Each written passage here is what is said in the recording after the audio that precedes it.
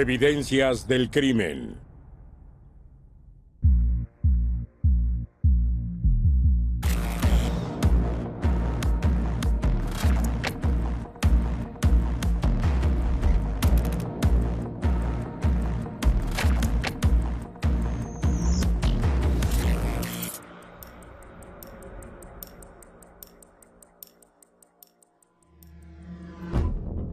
El contador asesinado.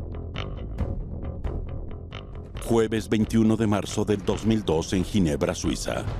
Son las 7:15 de la mañana cuando el oficial de policía Philippe Varran y su compañero de equipo reciben una llamada. Un cuerpo acaba de ser descubierto en una empresa situada en Plan Le Guaté, una zona industrial en las afueras de Ginebra. Cuando llegamos a la escena, el ambiente estaba bastante tenso. La secretaria estaba muy sorprendida. En un momento ni siquiera podía hablar. Había varias personas quienes informaron dónde estaba el cuerpo. Y cuando entramos, encontramos a una persona en el suelo. Y por la sangre y las heridas, no tuvimos que acercarnos para ver que la persona había muerto. La policía sabe que el nombre de la víctima es Jean-Raymond Blaty. Es el contador público de la empresa, de 45 años de edad. Fue asesinado y los investigadores inmediatamente hacen un descubrimiento sorprendente. Tenía una camisa a medio abrir con una inscripción en el estómago que decía "maldito violador". Es una imagen que no olvido, incluso después de haber trabajado en varios cadáveres, porque era realmente algo especial. Después de eso, aseguramos la oficina y llamamos a los refuerzos, la brigada criminal, la brigada técnica y científica.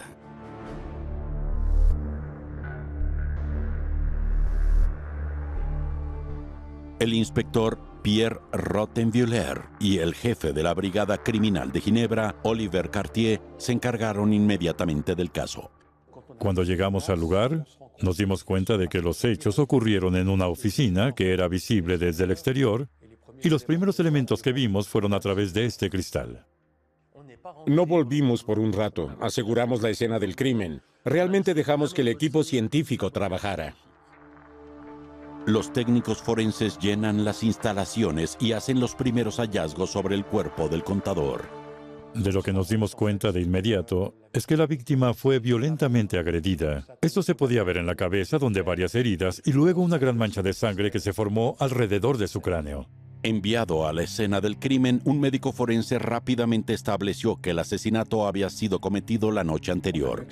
Vimos que no acababa de ocurrir. Incluso al llegar nos dimos cuenta rápidamente porque la sangre ya se había secado en la cabeza, y por eso nosotros ya teníamos una idea. Y fue entonces que el médico forense habló de la muerte entre las 9 p.m. y la medianoche. Los expertos señalan otra pista que atestigua la violencia del asesinato: salpicaduras de sangre en las paredes de la oficina.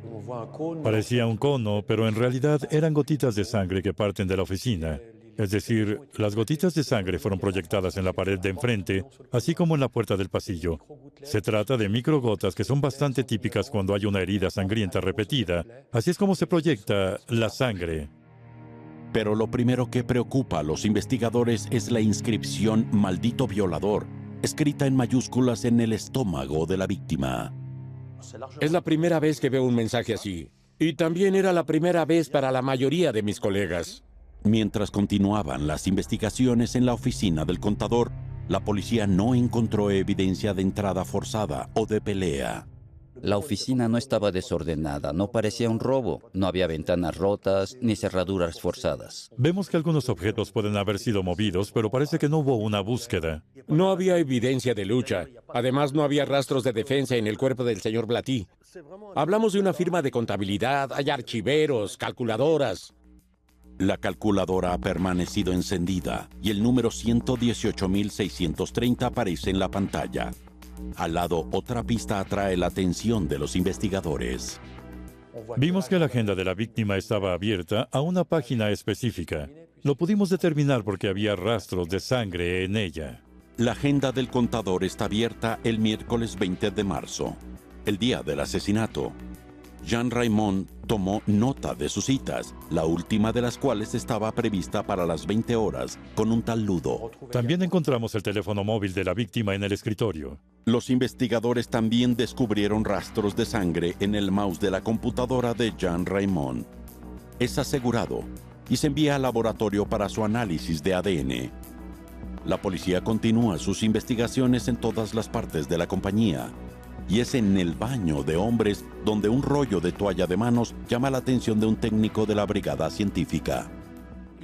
Hay dos tipos de agentes de policía. Está el policía promedio y están los buenos investigadores. Bueno, ese día tuvimos suerte.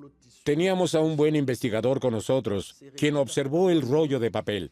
Normalmente no estaban tan apretados y después de darle 5 o 6 vueltas se encontró una pista. Los expertos realizan un muestreo biológico en el lugar, cuyo análisis confirma su intuición. Estos rastros en la toalla son definitivamente sangre humana.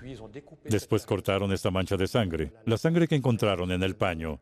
Y este tejido se envió a analizar para determinar el ADN de la muestra de sangre. Al final, los investigadores descubrieron que no se había encontrado en el lugar ningún objeto que pudiera utilizarse como arma homicida. Aparentemente, el asesino de Jean Raymond tomó la precaución de llevársela con él.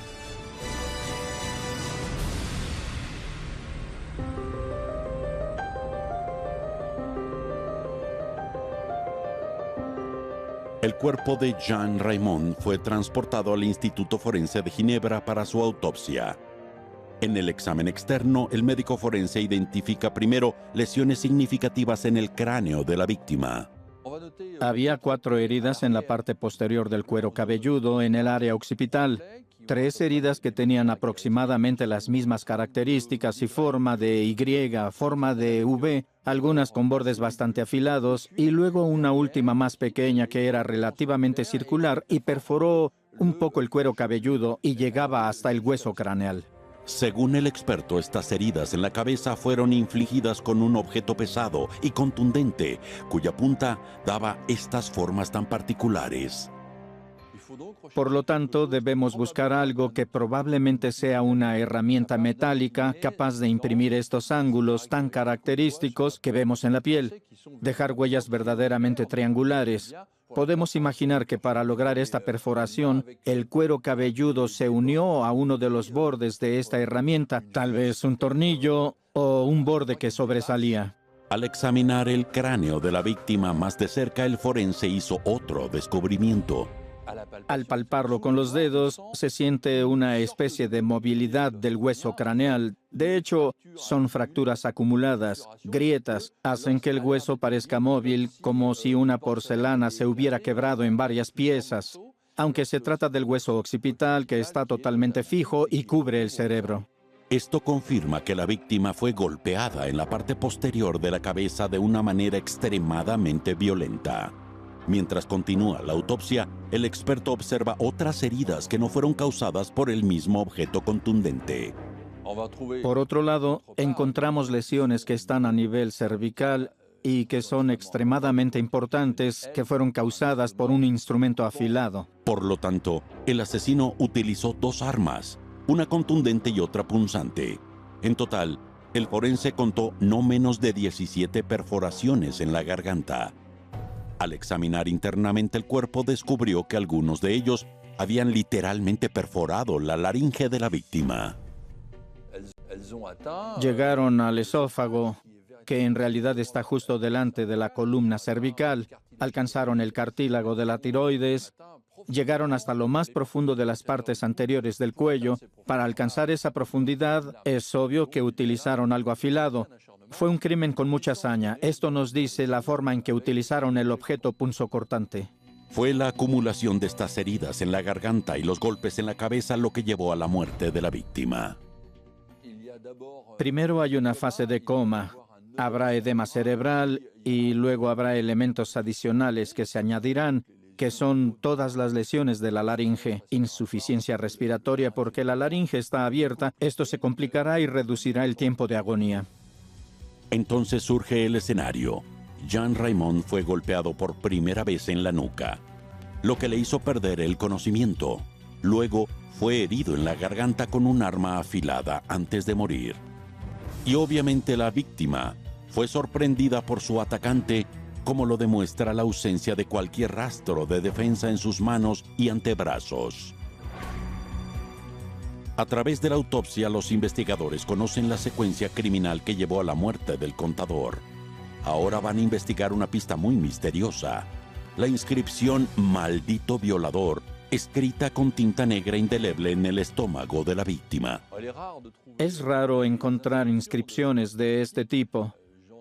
Los he observado en cuerpos con una connotación de agresión sexual, mutilación y en una especie de inscripción con estilo ritual. Son asesinatos particulares.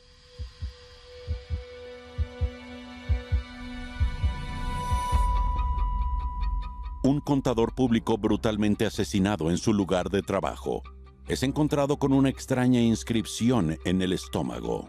Para la Brigada Criminal de Ginebra, esta es sin duda una investigación extraordinaria.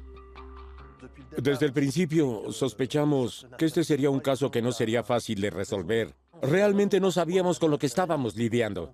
Así que empezamos con las suposiciones más complejas, las más complicadas. Pudo haber sido una agresión de carácter sexual, sobre todo porque la palabra escrita en el abdomen nos perturbó a todos. Las indagaciones sobre la inscripción "Maldito violador" son obviamente el camino a seguir. Era Jean-Raymond Blatty, un abusador sexual que fue asesinado por una de sus víctimas. Para aclarar esto, los agentes de policía comprueban sus antecedentes penales. Se llamó por teléfono a la policía local del lugar donde residía para averiguar si había sido objeto de un proceso penal o de denuncias de actos sospechosos. Lo único que encontramos fue un reporte en el que fue el demandante en relación con un caso menor sobre su hijo. Este hombre de 45 años, padre de 2 hijos de 19 y 21 años, no tiene antecedentes penales. Los agentes de policía investigaron la vida de Jean-Raymond. Descubren que durante los meses anteriores a su muerte, el hombre había multiplicado el número de encuentros femeninos.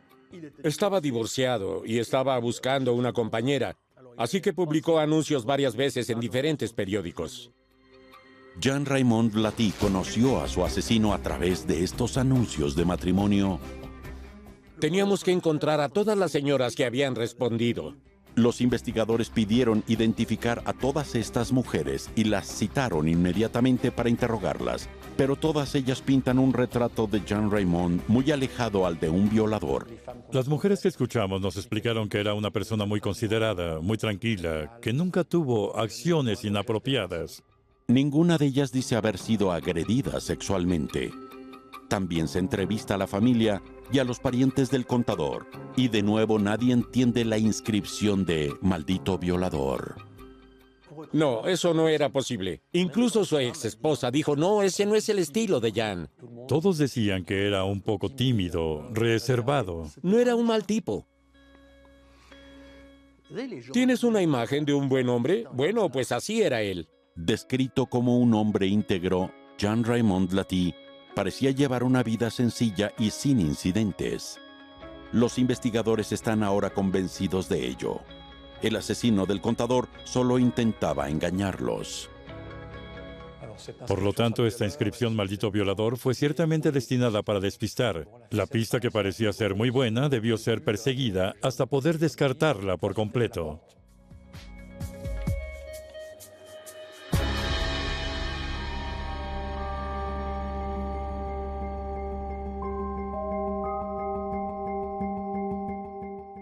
Para avanzar en la investigación, la policía intentará ahora determinar las circunstancias exactas del asesinato. Para hacer esto, necesitan rastrear el horario preciso de la víctima. El miércoles 20 de marzo del 2002, un día antes de que se descubriera el cuerpo, Jean-Raymond llegó a su oficina como de costumbre, alrededor de las 8 de la mañana. Su día era largo porque tenía que cerrar las cuentas anuales de la empresa. Todos los empleados se fueron a medida que avanzaba la tarde. Los mecánicos, los trabajadores se van un poco antes, porque su jornada comienza antes. El personal administrativo partió alrededor de las 6:30, incluyendo la secretaria. Tenemos al jefe de la compañía que se quedó con el contador, con el señor Blatty. El gerente de la compañía es el último en dejar la compañía alrededor de las 6:50 de la tarde. A partir de ese momento, Jean-Raymond fue el único empleado de la empresa. El uso de los datos informáticos y la telefonía del contador proporciona más detalles sobre su agenda. La Brigada de Delitos Informáticos que analizó completamente la computadora del señor Blatty pudo determinar que la había usado por última vez a las 8:50 de la noche. 8:50 p.m. es la última vez que se modifica un archivo de computadora y no hay nada en el teléfono o en la línea fija del escritorio o teléfono móvil de la víctima. En otras palabras, los oficiales de policía no tienen rastro de vida de Jean Raymond después de las 8:50 de la noche. Otra información clave: a partir de las 6:30 de la tarde, las oficinas de la empresa ya no son de libre acceso. Se debe tener una llave para acceder. Lo que pensamos es que o bien Jean Raymond Blatty abrió la puerta a su agresor, a quien conocía, o bien el agresor tenía una llave y él mismo entró. Lo más probable es que el asesino sea alguien familiar o alguien muy cercano a la víctima. Pues dada la ubicación de su oficina, Jean Raymond no podía ignorar la presencia de su atacante. Donde estaba podía ver tanto la puerta principal de la oficina desde el pasillo como la ventana que daba hacia el exterior. Así que la persona que lo atacó tuvo que pasar delante de él, rodearlo y encontrarse en algún momento a sus espaldas. Así que no pudo haber sido asaltado por un extraño. Para nosotros tenía que ser alguien en quien confiara y dejara ir a sus espaldas sin sospechar. La entrevista del director de la compañía es otro elemento crucial para los investigadores. El hombre recuerda muy bien que cuando se fue esa noche, poco antes de las 7 de la tarde, Jean Raymond le dijo que estaba esperando a su hijo. Este hijo se llama Ludovic, como Ludo, el último nombre anotado en el diario del contador para una cita a las 8 de la noche. La noche del crimen. La muerte de Jean Raymond está relacionada con un conflicto familiar. La policía ahora mira de cerca al hijo de la víctima.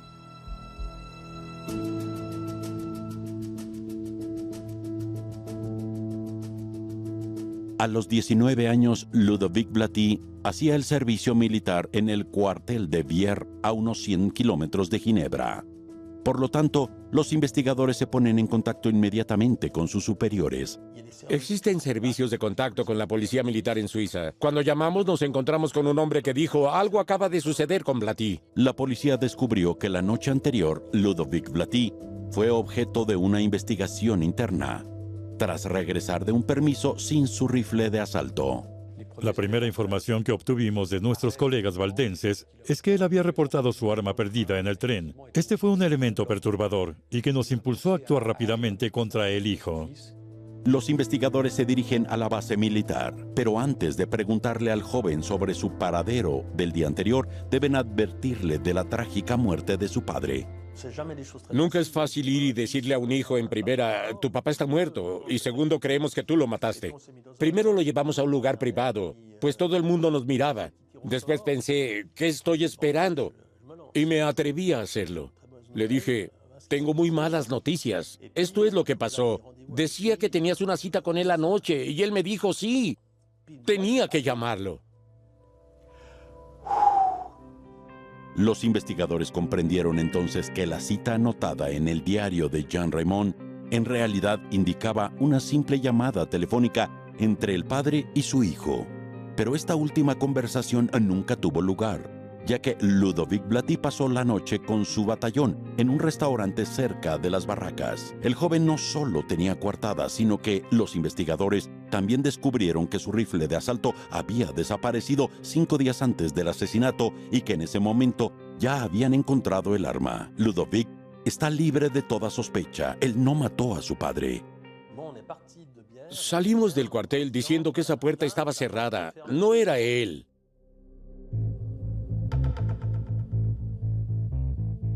Las pistas de un crimen pasional o de un conflicto familiar están definitivamente descartadas. Pero como Jean Raymond fue asesinado en su lugar de trabajo y su atacante parecía conocer perfectamente el lugar, los investigadores estudiarán la posibilidad de un motivo laboral. Obviamente, en un caso como este, entrevistamos a todas las personas que trabajan en la empresa para saber si la víctima les confió algo o lo que podrían aportar. Muy rápidamente la policía se enfrentó a un problema. Jean Raymond llevaba solo 3 meses y medio trabajando en esa empresa y solo viene 2 días a la semana. sus compañeros de trabajo tienen muy poca información que dar. Es alguien muy discreto, reservado, que acaba de llegar a la empresa, por lo que es muy poco conocido por los empleados de esta empresa. Un poco más por el director de la empresa, que le conocía desde antes. En tan poco tiempo, el contador no parecía haber despertado celos o resentimiento de sus colegas.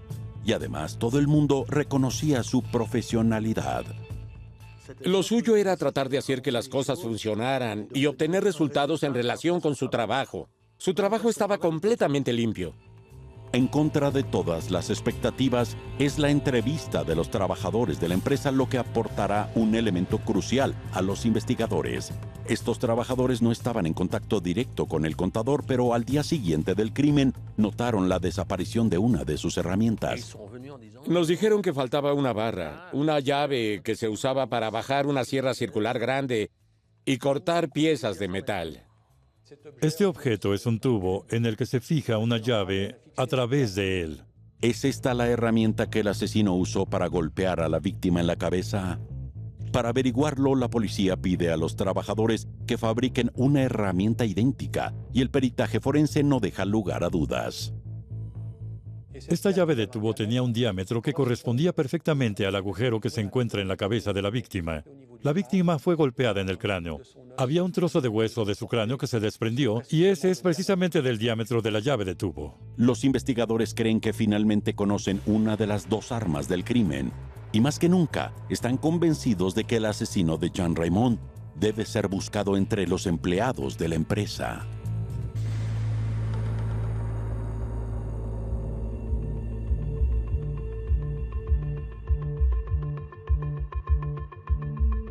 Las entrevistas de los empleados continúan, pero mientras el jefe de la brigada criminal interrogaba a la secretaria de la empresa, recordó haberla visto en un caso anterior, referente a un empleado de la empresa de Ginebra.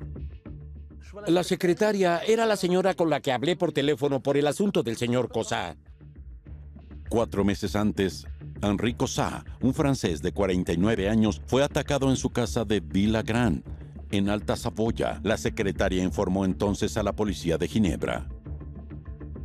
2 ataques a empleados de la misma empresa con unos meses de diferencia. La coincidencia es inquietante. La policía se puso en contacto con la policía de la ANEMAS y su colega francés les contó los hechos. El 27 de noviembre del 2001 a primera hora de la mañana, Henri Cossat fue agredido violentamente en su cochera cuando se disponía a ir a trabajar a Ginebra. Fue su esposa quien lo descubrió inconsciente. Encontró a su marido en el suelo, totalmente ensangrentado. Trató de revivirlo y no lo logró. Y luego llamó a los bomberos. Henri Cossat tenía una grave lesión en la cabeza. Fue trasladado al Hospital Universitario de Ginebra. El pronóstico vital era muy reservado. Tenía, creo, 16 o 18 golpes de martillo. Era impresionante. Esos golpes tenían la intención de matar. El hombre fue golpeado con un arma contundente como un martillo o un puño de metal, causándole graves lesiones cerebrales y secuelas neurológicas irreversibles. Pierde la habilidad de escribir, de leer. Ya no sabe contar. Su modo de expresión al principio es muy limitado. Queda como alguien que, además de ver la televisión, no puede hacer mucho más. Los investigadores de Ginebra se enteraron de que los policías de la ANEMAS no habían podido resolver este caso. Solo una cosa es cierta: este ataque no puede ser causado por un robo que salió mal. El salvajismo de la agresión sufrida por el señor Cossat no corresponde a la naturaleza potencialmente atroz de un robo. Al contrario, parece que la víctima cayó en una verdadera emboscada. Considerando la falta de tiempo y la hora en Que el señor Cossat sale de casa, porque sale relativamente temprano, la persona que lo ataca conoce el lugar y sabe lo que está haciendo. Es entonces cuando surgen las comparaciones con el otro crimen atroz. Fue entonces cuando la policía suiza hizo un descubrimiento increíble. Henri Cossat era el anterior contador de la empresa ginebrina y fue sustituido en ese cargo por Jean Raymond Blaty. El hecho de que 2 contadores de la misma empresa fueran atacados 4 o 5 meses de diferencia era algo relativamente raro. Lo importante era que en realidad los 2 contadores nunca han trabajado juntos. El señor Blaty llegó a trabajar a la empresa después del ataque del señor Cossat y no se conocían. También había un parecido físico entre los dos contadores atacados. ¿Habría confundido el asesino a esta persona y entonces habría atacado al señor Blatty? Aunque no era la víctima que estaba buscando.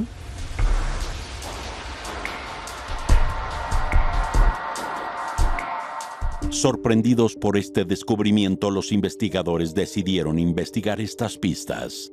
Muy rápidamente piensan que un tercer hombre podría estar en peligro. Nos enteraremos de que hay un tercer contador que había trabajado ahí en los últimos años, que fue sustituido inicialmente por el señor Cousin, que tomó su puesto como contador interino y que luego fue sustituido por el señor Blatty. Y ese tercer contador es un tal Denis Lemasson. Estábamos preocupados porque si hay dos contadores atacados, debemos ponernos en contacto rápidamente con este tercer contador antes de que pudiera ser atacado. Denis Lemasson, un francés de 31 años, fue convocado inmediatamente a la Brigada Criminal de Ginebra. Pero cuando la policía le habló del asesinato de Jean Raymond, el hombre parecía muy sereno. Está completamente desprovisto de afecto cuando en realidad estamos hablando de un colega que ha fallecido. Cero reacción de su parte. Oímos a los otros empleados de la compañía, algunos de ellos colapsando, llorando. No vimos nada de eso en la cara de Denis Lemasson. No tuvo ninguna reacción, ni siquiera la fingió. No. La actitud de Denis Lemasson sorprende a los investigadores, y este no es el final de su sorpresa. Cuando se le preguntó sobre su paradero la noche del asesinato, el joven contador reveló que tenía una cita con la víctima. El señor Denis Lemasson explica que tenía la intención de ir a la empresa para terminar con la contabilidad. Tuvo que hablar con el señor Blatty precisamente para finalizar las cuentas del año anterior. Luego dice que finalmente, como su hija estaba enferma, su pareja le llamó. Tuvo que irse a casa y no fue esa noche. Denis Lemasson nos cuenta que alrededor de las 6:40 de la tarde regresó a su casa en Francia, a unos 20 kilómetros de Ginebra. Lo que explica es que cenó con su hija y su pareja, y luego vio la televisión con su pareja antes de irse a la cama. Pero las explicaciones del joven no convencen completamente a los investigadores, que tienen una larga experiencia en interrogatorios. No teníamos evidencia para acusarlo. Nos dejó una mala impresión, pero obviamente eso no es suficiente para mantener a alguien detenido, etc. Así que teníamos que tener algo rápidamente. Por lo tanto, se pidió al juez de instrucción suizo que emitiera urgentemente lo que se conoce como carta rogatoria para registrar la casa de Denis Lemasson, a fin de encontrar elementos que pudieran vincularlo con el homicidio del señor Blatty. Se trataba de una corazonada de un estilo puramente policial que podía parecer un poco ligero y sorprendente.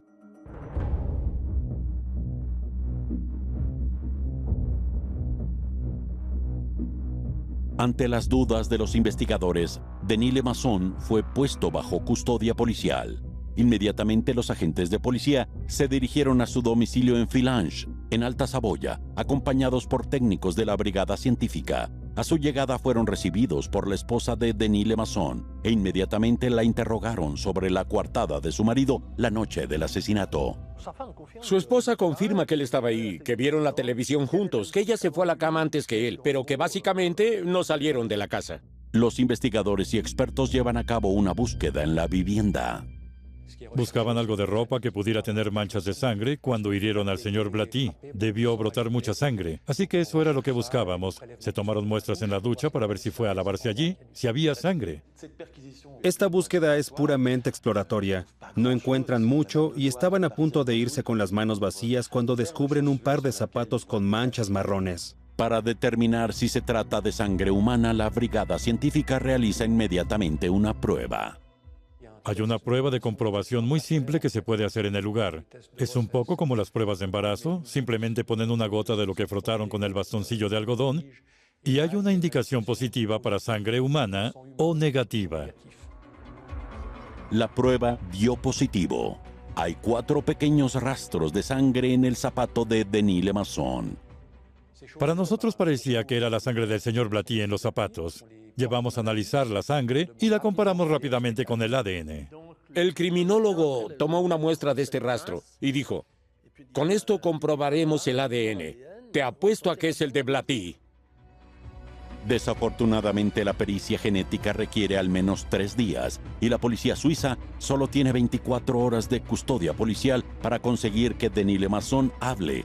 Después de ese tiempo, el sospechoso puede escapar. De hecho, era la preocupación que teníamos, ya que es de nacionalidad francesa. Temíamos que se fuera a casa, que permaneciera ahí y no pudiéramos continuar nuestra investigación. En efecto, Francia no extradita a sus nacionales. Por lo tanto, los investigadores deben convencer al juez de instrucción que procese a Denis Lemasson aun cuando no tenga pruebas contra él. Cuando presentamos el caso al juez, le explicamos que encontramos una mancha color marrón que era sangre humana. Le dijimos, no sabemos de quién es. Está en el análisis de ADN, no tendremos la respuesta hasta el martes. Es francés, va a huir. ¿Podemos detenerlo hasta el martes? Luego nos llamó media hora más tarde y nos dijo, deténganlo. Estuvimos más relajados. Denis Lemasson está detenido. 3 días después, el análisis de ADN finalmente dio sus resultados, pero sus conclusiones no son las que los investigadores esperaban. De hecho, pudimos establecer un perfil de ADN. Este era masculino, pero para nuestra gran sorpresa no coincidía con el perfil del de la víctima, el señor Blatty. Me quedé atónito, por no decir más. Esto era increíblemente sorprendente. Otra sorpresa, este ADN tampoco es de Denis Lemasson. Entonces, ¿de quién era la sangre? Cuando se hizo una lluvia de ideas, cuando lo discutimos, pensamos, si no es el segundo contador, puede ser el primero. Es decir, Henri Cossat es el contador que precedió a Jean Raymond en la Sociedad Ginebrina y que fue violentamente atacado unos meses antes. Por suerte para nosotros, el señor Cossat fue hospitalizado en Ginebra. Nos pusimos en contacto con la señora Cossat, que acepta que tomemos una muestra de ADN de su marido. Nos volvieron a dar el ADN del señor Cossat y había una coincidencia perfecta entre los dos perfiles. Así que fue la sangre de Henri Cossat la que se encontró en el zapato de un sospechoso. La policía está segura de que Denis Lemasson es el autor de este primer ataque, pero es realmente imposible para ellos continuar sus investigaciones en este caso.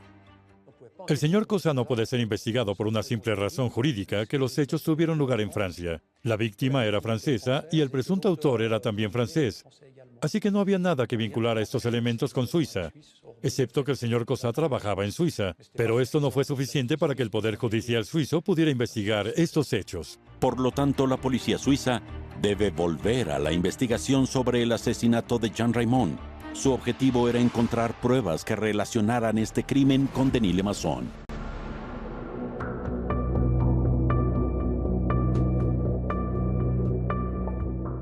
Mientras los investigadores buscan nuevas pruebas que puedan incriminar al sospechoso número 1, una pista de la escena del crimen finalmente habla. El mouse de la computadora encontrado en el escritorio de Jean Raymond. En el mouse de la computadora había una mancha de sangre y pudimos obtener un perfil de ADN de 2 hombres. Y comparamos este perfil con el señor Blatty y el señor Lemasson. Y hubo una coincidencia perfecta.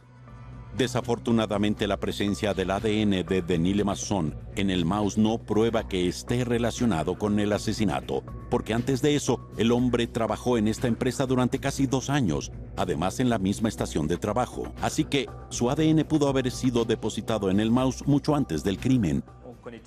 Como sabemos, todos los fluidos biológicos, sangre, semen, saliva, nos permiten obtener fácilmente un perfil de ADN. Lo que la gente puede no saber es que incluso si tocas un objeto, puedes dejar ADN en él. Si se usa un mouse regularmente, es muy probable que se obtenga el ADN de la persona que lo usó. Entonces, esa podría ser una explicación de por qué encontramos el ADN del señor Lemasson en este mouse.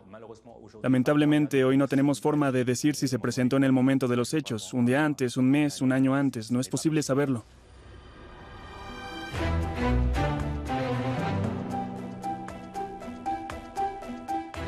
Denis Lemasson sigue siendo el principal sospechoso del asesinato de Jean Raymond Blatty.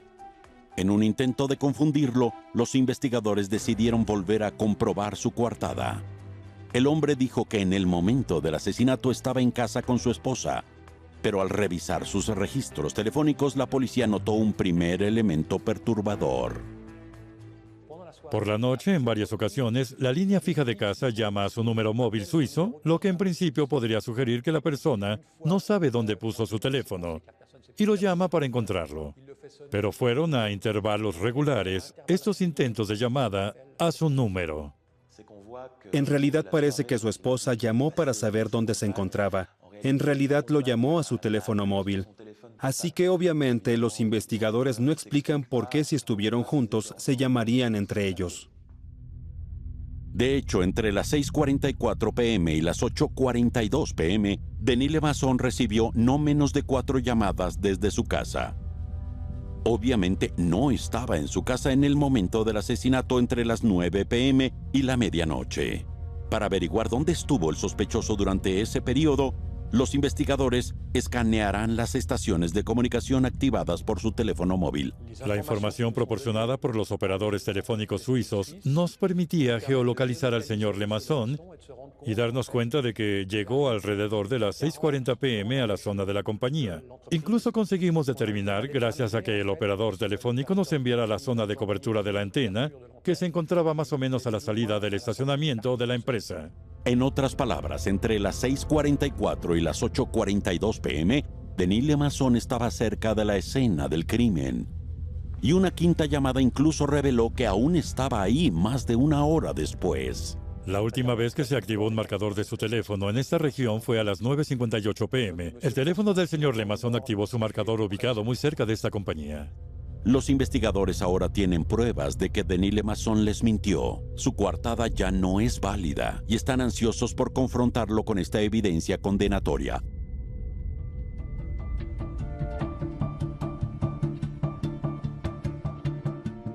Denis LeMasson fue trasladado de la prisión de Ginebra a los locales de la Brigada Criminal para ser interrogado. Pero al igual que en su primera entrevista, los investigadores quedaron desconcertados por su serenidad. Denis LeMasson siempre permaneció muy tranquilo. No se rompía, adaptaba sus respuestas a los elementos que traemos. Siempre tiene explicaciones. Los demás siempre estaban equivocados. En un intento para desestabilizarlo, la policía muestra su carta maestra, las señales telefónicas que lo ubicaron en la zona de la escena del crimen en el momento del asesinato. De pronto hicimos preguntas abiertas y le dijimos, ¿estabas con tu mujer cuando intentaba llamarte? Denis LeMasson se dio cuenta de que su coartada había sido destruida por los investigadores. El hombre entonces se transforma literalmente. Allí en ese momento, en pocos segundos, vimos que sus ojos se volvían negros. Nos miró de una manera bastante particular. Era la primera vez que tenía una expresión en la cara. Y no me hubiera gustado verlo en un bosque de noche. Allí vimos al verdadero personaje, totalmente diferente. Vimos a la bestia. Tenemos que llamar las cosas por su nombre. Pero el sospechoso se recuperó rápidamente y entregó una nueva versión. Explicó que en realidad fue a la empresa y que tuvo una discusión con el señor Blatty sobre contabilidad. Él dijo, cada uno de nosotros hizo lo que tenía que hacer, lo solucionamos. Y luego dijo que tomó sus cosas y se fue. Se despidió del señor Blatty y él estaba vivo. Denis LeMasson dijo que dejó las oficinas de la compañía en Ginebra alrededor de las 9 de la noche. Sin embargo, las pruebas telefónicas muestran que todavía estaba en el lugar a las 9:58 p.m., casi una hora más tarde. Una vez más el hombre da una respuesta. Explicó que cuando llegó cerca de la aduana, a pocos kilómetros de su casa, se dio cuenta de que había olvidado un folleto de contabilidad y que había regresado para llevárselo al señor Blatty, y que en ese momento lo encontró muerto, ensangrentado. Al observar que no había nada más que hacer para salvar a su colega, Denis LeMasson huyó sin pedir ayuda. Luego se fue a su casa y le pidió a su esposa que fuera a su coartada. Denis LeMasson explicó entonces a los investigadores que había mentido desde el principio debido a sus antecedentes penales, porque antes de convertirse en contador y buen padre, pasó 5 años en prisión por asesinato.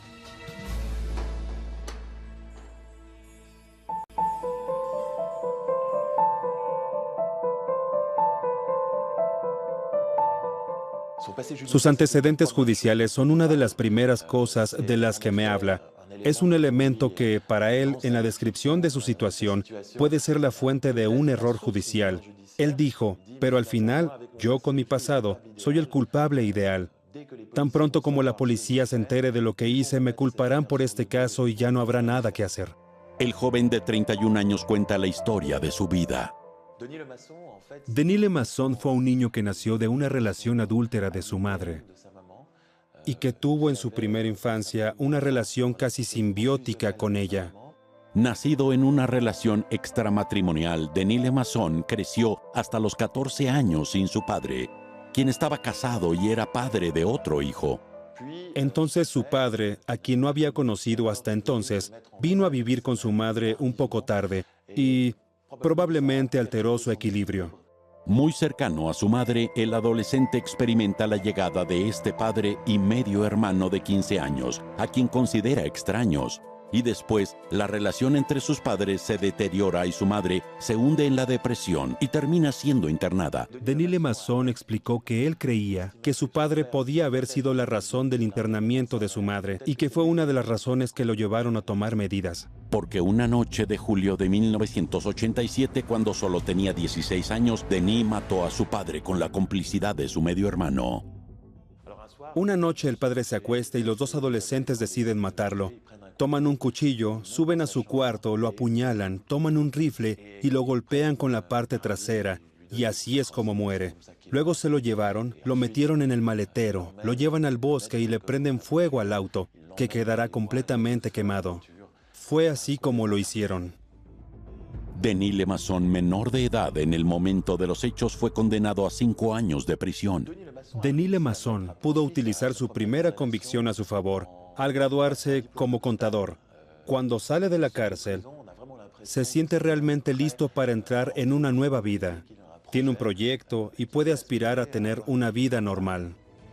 Por lo tanto, el hombre tiene un historial judicial de parricidio, pero frente a los investigadores que lo interrogan, afirma su inocencia y sigue afirmando que no mató a Jean Raymond ni agredió a Enrico Sá.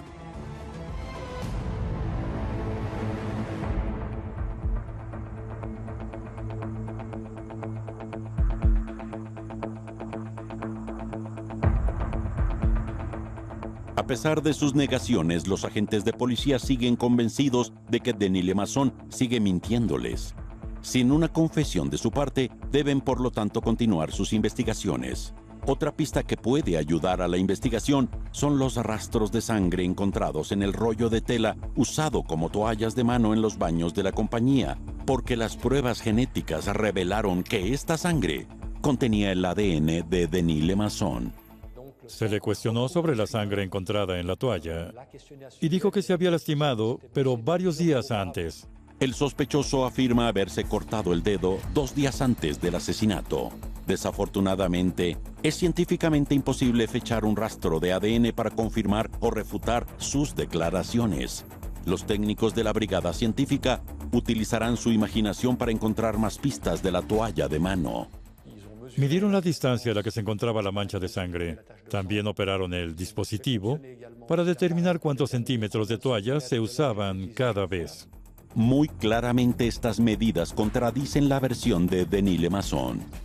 Al principio, cuando llegamos a la oficina, no había sido completamente desalojada. Había empleados que habían ido al baño, que aún habían usado este rollo de toalla.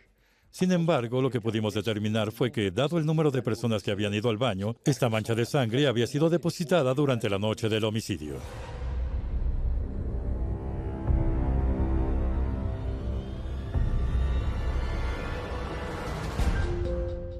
A medida que avanza esta investigación, las miradas se fijan en torno a Denis Lemasson. Hay muchas pruebas que demuestran que mintió, que estuvo presente en la escena, que sangró allí, pero no tenemos ninguna prueba formal ni confesión. Además, la policía no tiene ningún motivo en ese momento para explicar por qué Denis Lemasson quería eliminar a sus 2 colegas. El 28 de marzo del 2002, 7 días después del asesinato, se llevó a cabo un nuevo y más minucioso registro en el domicilio del sospechoso. Los investigadores esperan encontrar nuevas pistas y su perseverancia dará sus frutos. En la casa de Denis Lemasson encontraron un disquete, cheques, facturas e información contable. Denis Lemasson no debía tener estos elementos en su casa, por lo que despertó las sospechas de los investigadores. Abrimos el disquete. En él había una factura de la empresa en la que trabajaba. Y pensamos, vale la pena mostrárselo al director. El gerente, al ver la factura, dice, eso no es mío. Los números de serie aquí ciertamente no son correctos. Sin lugar a dudas, los investigadores encontraron facturas falsas que Denis Lemasson parece haber escrito. Teníamos serias dudas sobre la posible malversación de fondos por parte de Denis Lemasson. Una razón que podría haberlo llevado a atacar a los dos contadores que lo reemplazaron. Entonces apareció un motivo. Henri Cossat y Jean Raymond, los dos contadores que sucedieron a Denis Lemasson, pudieron descubrir las irregularidades financieras que había cometido. En su opinión, ambos eran testigos peligrosos y debían ser eliminados para impedir que hablaran.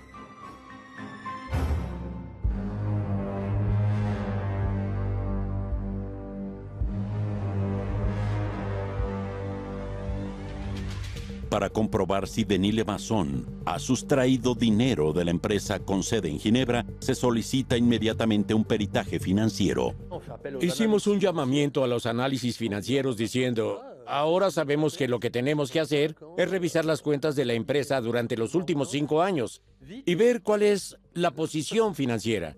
Rápidamente los expertos descubren muchas malversaciones.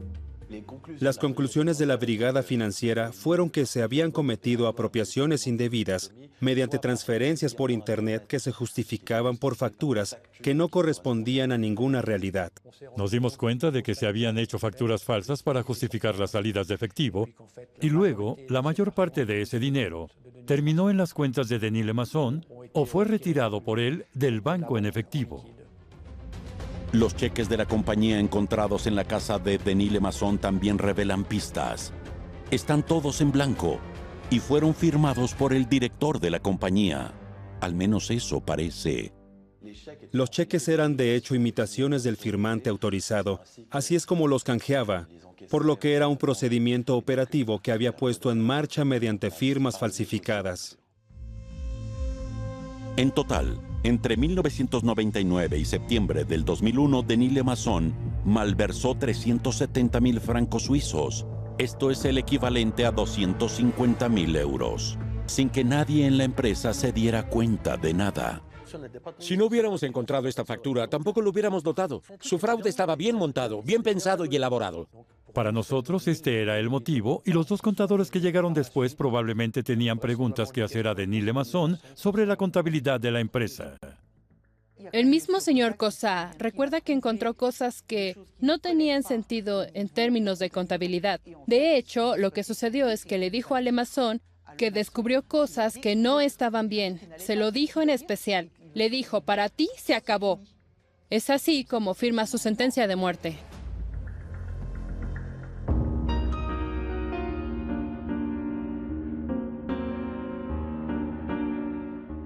Aunque los investigadores ya tienen todas las piezas del rompecabezas, hay un último detalle que necesitan aclarar. ¿Cómo utilizó Denis Lemasson los 250.000 euros que malversó? Porque el hombre parecía llevar un estilo de vida muy ordinario. La policía decidió entonces volver a entrevistar a su pareja, la joven que antes había tratado de protegerlo. En esta ocasión les entrega información condenatoria. La pareja de Denis descubrió que él frecuentaba bares de champán en el distrito de Péquis, que es el distrito rojo de Ginebra. El barrio de Péquis en Ginebra es el distrito rojo de la ciudad. Es el barrio donde todo sucede, donde nos encontramos tanto con prostitutas como traficantes. Ahí es donde la gente va a desenfrenarse. La policía fue entonces a este famoso distrito rojo de Ginebra. Mientras recorrían los bares de acompañantes, descubrieron rápidamente que Denis Lemasson era muy conocido ahí. Incluso era apodado el varón de la tarde. Iba allí por la tarde y gastaba cientos de francos en varias bebidas en estos establecimientos. Iba allí con frecuencia, cuando se suponía que tenía que estar en el trabajo. Mientras investigaba este caso, Valérie Duby, periodista de un diario suizo, descubrió incluso que el contador se había convertido en una figura en el distrito de Péquis. Lemasson solía frecuentar el mismo bar de champán. La mayor parte del tiempo tenía sus favoritas, una de las cuales me dijo hace poco que era un tipo bastante tranquilo, calmado y generoso. Cuando digo generoso es porque obviamente dejó decenas de miles de francos en copas de champán. Creo que le gustaba alardear, presumir y demostrar que tenía mucho dinero en los bares en lugar de pagar por tener relaciones. Por eso lo seguían sus favoritas. Durante casi 6 meses, hasta su detención en marzo del 2002, Denis Lemasson lleva una doble vida. Los fondos que utilizó en estos bares de champán procedían de malversaciones en detrimento de la empresa. Probablemente para eso usó la mayoría de los fondos malversados.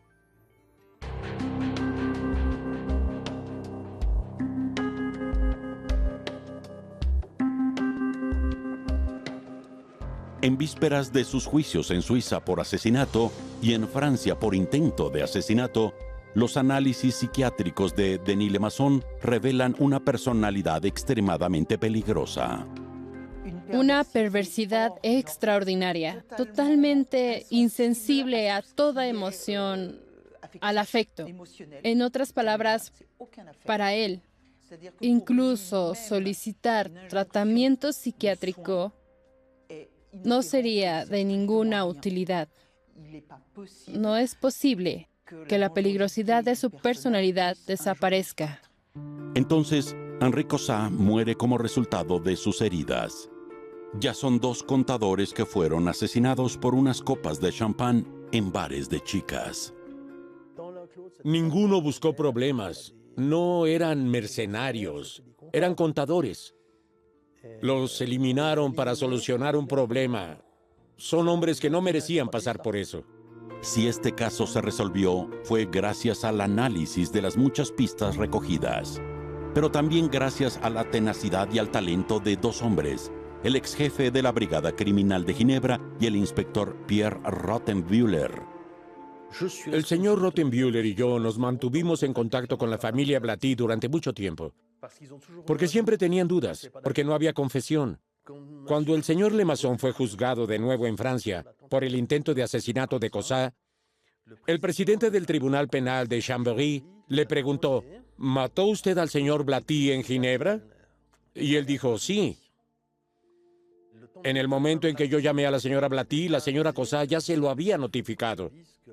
Aprecio mucho el hecho de que se le dijera que no habíamos cometido ningún error.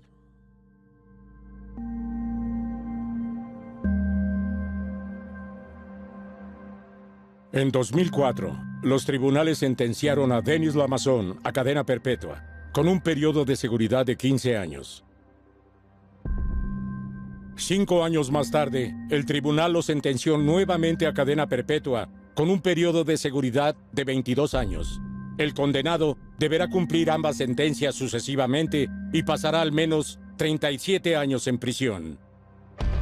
Doblado en Olympusat, México.